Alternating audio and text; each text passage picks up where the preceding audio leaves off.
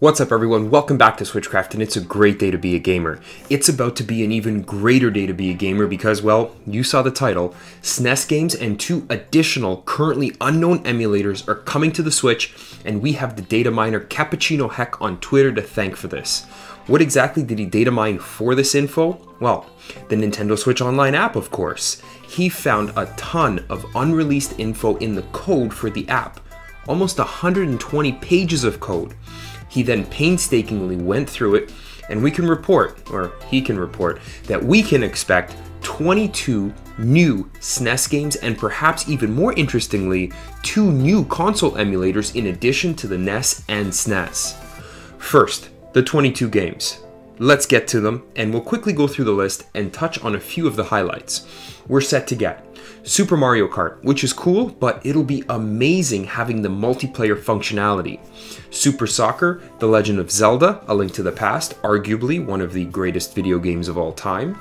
Demon's Crest, Yoshi's Island, Stunt Race FX, Kirby's Dream Course, Poppin' Twinbee, Star Fox, the previously unreleased Star Fox 2, Contra 3, Kirby Superstar, Super Ghouls and Ghosts, Kirby's Dream Land 3, man, Kirby's getting a lot of love, Super Metroid, another top 10 greatest games ever, Super Mario World, another arguably greatest game of all time, Pilot Wings, F-Zero, because duh, Super Punch-Out, The Legend of the Mystical Ninja, Super Mario All-Stars, and Breath of Fire 2. I'll link Cappuccino Heck's Twitter in the description below.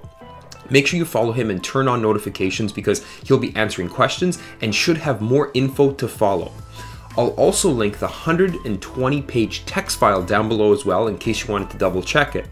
Now, what do I think of these games? Well, we have some absolute musts on there, like Super Metroid, Super Mario World, and A Link to the Past. This will absolutely redeem Nintendo for the lack of good content we've been getting for the online service recently, and go a long way to both get people to renew their subscription when the time comes and sign up a bunch of brand new users.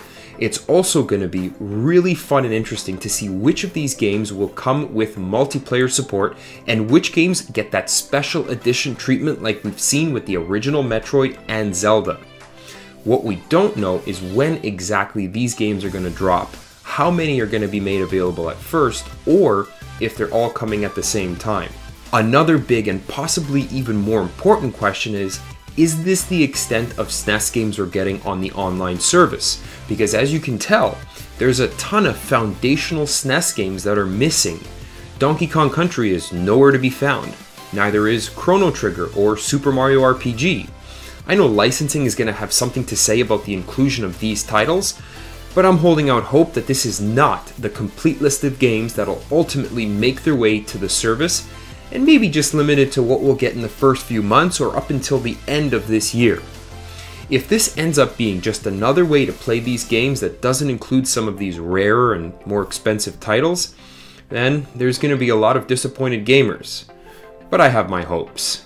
Another thing I have hope for, and I'm really curious about, is, as I mentioned before, it wasn't just games Cappuccino Heck found in conjunction with other data miners on Twitter.